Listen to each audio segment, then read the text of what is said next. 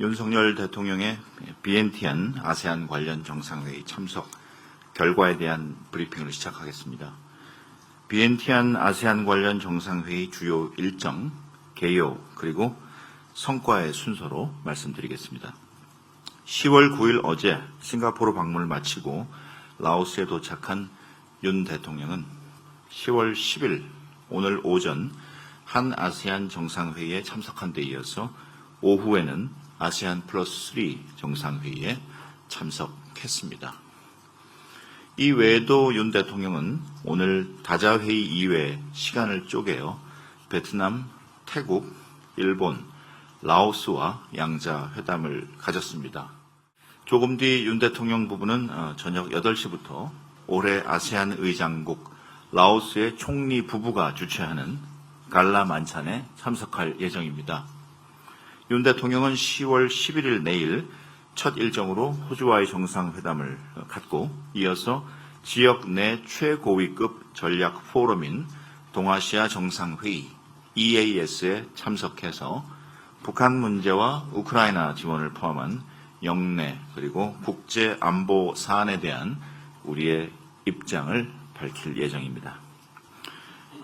한편 김건희 여사는 오늘 완다라 시판돈 라오스 총리 배우자가 주관한 아세안 관련 정상회의 공식 배우자 프로그램에 참석했습니다.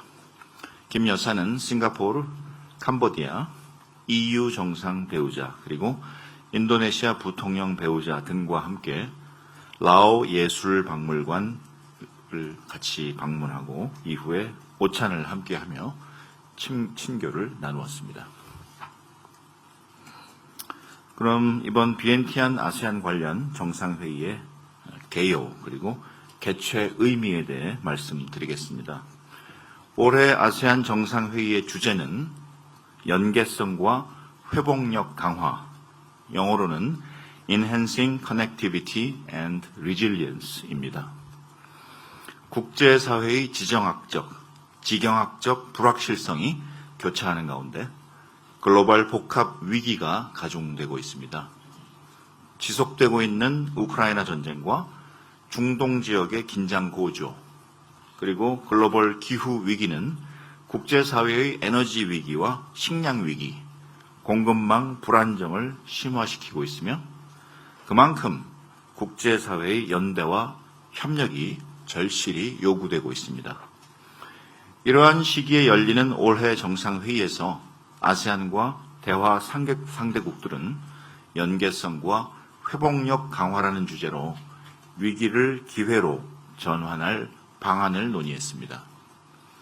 연계성은 사람과 물자, 서비스가 자유롭게 흐르게 한다는 개념으로 영내 포용적 성장을 위해 꼭 필요한 목표입니다. 인적, 물리적, 제도적 연계성이 제고되면 위기 앞에서 우리의 회복력도 강화되고 공급망 불안과 기후 변화 등 초국가적 위기에 대한 국제사회의 협력적 대응이 강화될 것입니다.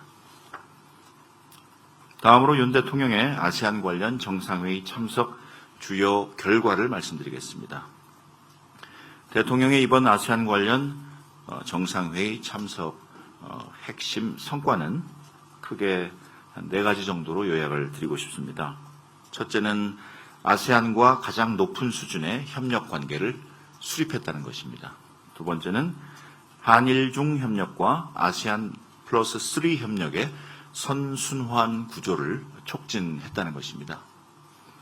세 번째로는 북한 문제에 대한 강력한 메시지를 발신하고 국제사회와의 공조를 촉구했다는 것입니다. 그리고 네 번째로는 글로벌 중추국가로서 영내 및 글로벌 문제 해결을 위한 책임과 기여를 강조했다는 것입니다.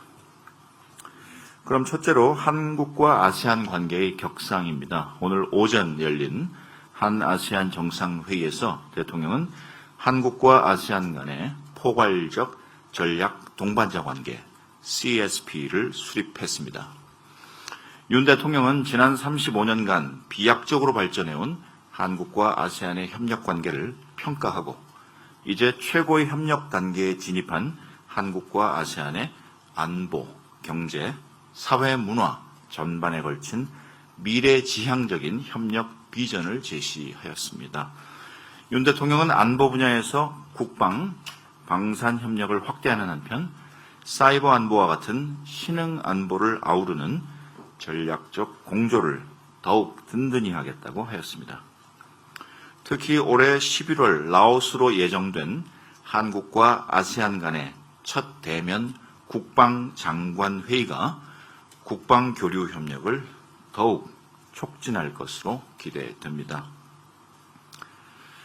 특히 오늘 한 아세안 정상회의에 참석한 한국의 대화 파트너 아세안 10개국들은 예외 없이 하나같이 에너지의 녹색 전환, 그리고 인적 개발, 디지털 전환, 이 세 가지 이슈에 대한 한국의 적극적인 지원을 요청했습니다. 이에 부응하여 윤 대통령은 교역, 투자 중심의 대아세안 경제 협력을 더욱 견고하게 하면서 AI, 디지털, 스마트 시티, 재생에너지 등 미래 산업 분야로 협력을 다층적으로 확대해 나갈 것임을 강조했습니다. 대표적으로 올해 착수하는 한 아세안 디지털 혁신 플래그십 사업을 통해 AI 전문가를 양성하고 AI 인프라 구축을 지원해 아세안의 디지털 전환을 돕겠다고 했습니다. 아울러 윤 대통령은 대한민국이 향후 5년간 각종 연수 사업을 통해 4만 명의 아세안 미래 인재를 양성해 나가겠다고 했습니다. 특히 첨단 분야 인재 육성을 위해 이공계 장학생 초청 사업을 새롭게 추진할 예정이라고 소개했습니다. 두 번째로 한중일 협력과 아세안 플러스 3 협력의 선순환 구조 촉진입니다. 윤 대통령은 올해 5월 제9차 한일중 정상회의를 통해 한일중 협력 메커니즘을 복원하고 오늘 한 아세안 관계를 포괄적 전략 동반자 관계로 격상함으로써 아세안 플러스 3 협력 증진에 모멘텀을 마련했습니다.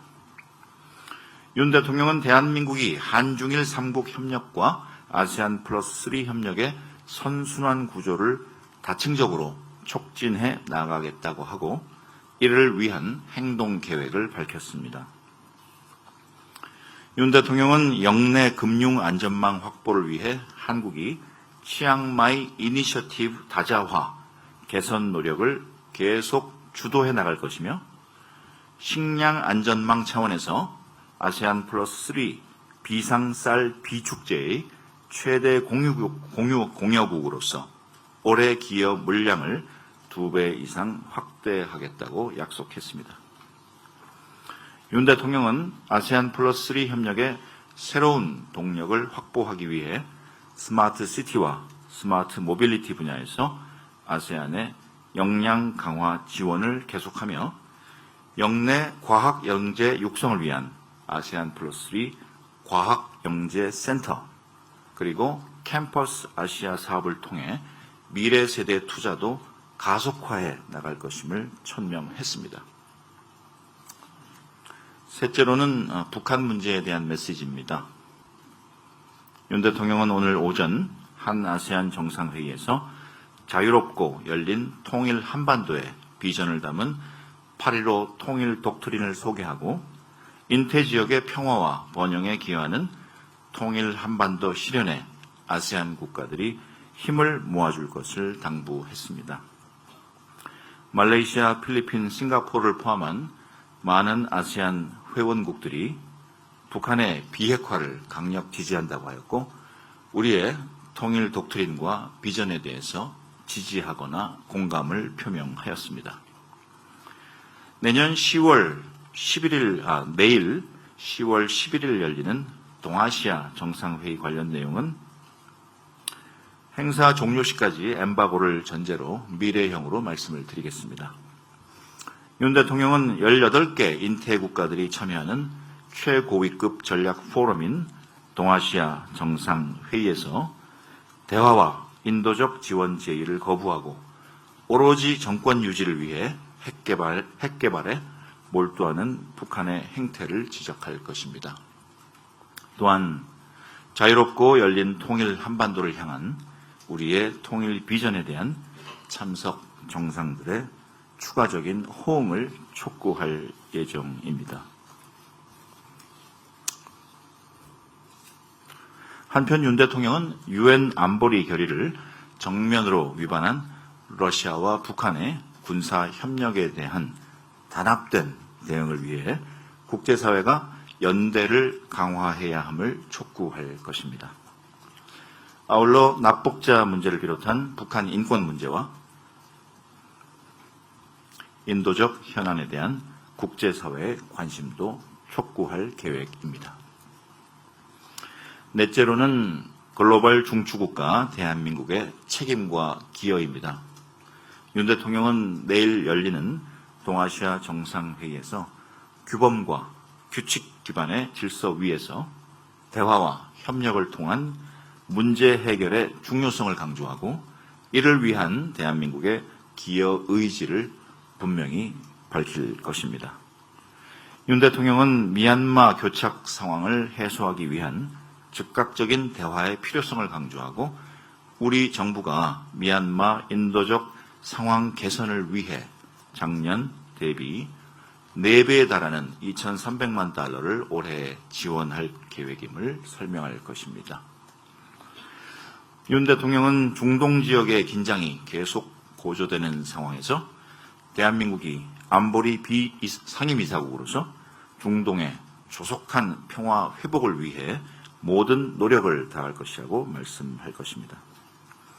윤 대통령은 국제법 원칙에 따라 남중국해에서 항행과 비행의 자유가 보장되어야 한다고 강조하고 우크라이나 평화연대 이니셔티브를 토대로 국제사회와 긴밀히 공조하며 우크라이나에 대한 안보, 인도, 재건 지원을 계속해 나갈 것임을 밝힐 것입니다. 별도 양자회담 결과입니다. 먼저 올해 아세안 의장국인 라오스와는 국가 주석과 오늘 오후 주석궁에서 회담을 가졌습니다. 양국은 내년 제수교 30주년 계기에 포괄적 동반자 관계를 수립하기로 하고 기후, 개발협력 관련 MOU 그리고 협정의 서명에 미래 협력의 기반을 다졌습니다. 오늘 양 정상 임석하에 서명된 3가지 기본협정은 한-라오스 기후변화협력 기본협정, 구구의 산림 탄소 배출 감축 사업 협력 MOU, 한-라오스 대외 경제 협력 기금 기본 약정 이렇게 3가지입니다. 뒤에 말씀드린 2개의 협약은 개정 그리고 갱신 내용이 되겠습니다.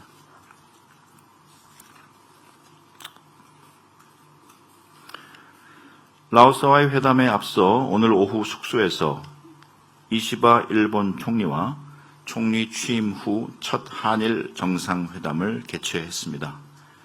이시바 총리 취임 9일 만이며 일본 신임 총리로서 외국과 갖는 첫 정상회담이었습니다. 라오스 비엔티안 시간으로 오후 3시 45분경부터 약 40분간 진행되었습니다. 회담 모두에 일본 총리는 지역의 평화와 안정을 위해 한일 협력의 중요성을 매우 잘 알고 있다고 하고 윤석열 대통령과 기시다 총리가 크게 발전시켜온 한일 관계를 온전히 계승해서 잘 발전시켜 나갈 것이라고 하였습니다. 이에 대해서 윤석열 대통령은 한일 관계를 미래지향적으로 발전시키는 것은 대통령의 사명이라고 생각한다고 하고 지난 2년 동안 양국 정상 간의 신뢰를 바탕으로 활발한 고위급 교류가 이루어져 왔으며 양국의 정계, 재계 그리고 시민사회가 함께 다 같이 노력한 결과라고 평가하였습니다. 한일 양 정상은 내년 수교 60주년을 앞두고 셔틀 외교를 활발히 진행시키면서 양국 국민 간의 교류를 촉진해 나가자고 하였고요. 양국 국민들이 체감할 수 있는 구체적인 성과를 함께 만들어 가자고 하였습니다. 또한 양국 정상은 양국 국민들의 연간 1,000만 명 방문 시대를 맞아 입국 절차를 간소화하기 위한 구체적인 논의를 가속화해 나가기로 하였습니다. 안보 문제와 관련해서는 북한의 미사일 위협에 대해서 한미일이 완성해서 가동하고 있는 미사일 경보 정보 실시간 공유 체계를 계속 면밀하게 가동시켜 나가기로 했습니다. 북한의 핵과 미사일 위협 그리고 불법 사이버 활동에 대한 우려를 공유했습니다. 이러한 행동은 유엔 안보리 결의에 반해서 이루어진 것인 만큼 심히 우려를 표명하고, 이에 더해서 러시아와 북한의 군사 협력 역시 불법적이라는 데 공감을 표했습니다. 이러한 위협은 동북아뿐만 아니라 인도 태평양 지역 그리고 전 세계 평화와 안보의 위협이라고 하였습니다. 그리고 한반도 긴장 고조에 대한 책임을 한일 양국 그리고 한미일 3국에 전가해서는 안 될 것이라고 하고, 이번 아세안 관련 회의 계기에 북한과 북한을 지원하는 세력의 엄중한 경고 메시지가 발신되도록 한일 양국이 협력하기로 하였습니다. 이시바 총리는 우리 대통령의 8.15 통일 독트린에 대해서 강력히 지지한다고 하였습니다. 경제 영역에서는 수소, 암모니아, 그리고 퀀텀 양자 분야에 걸친 첨단 기술 협력과 공동 연구 사업들을 잘 진행해 나가기로 하였습니다. 패통탄 신임 태국 총리와도 오늘 오후 취임 한 달 만에 회담을 갖고 양국 간 교역, 투자, 청정 에너지를 비롯한 포괄적 협력 발전 방향을 논의하였습니다. 아울러 찡 베트남 총리와는 오늘 오전 회담을 갖고 포괄적 전략 동반자로서 전략적이고 미래지향적인 협력 강화 방안을 협의했습니다. 내일은 알바니지 호주 총리와 만나 가치를 공유하는 핵심 우방인 한국과 호주 간의 국방, 방산, 경제 안보 등 핵심 분야 협력을 논의할 예정입니다. 이상 모두 발언을 마치겠습니다.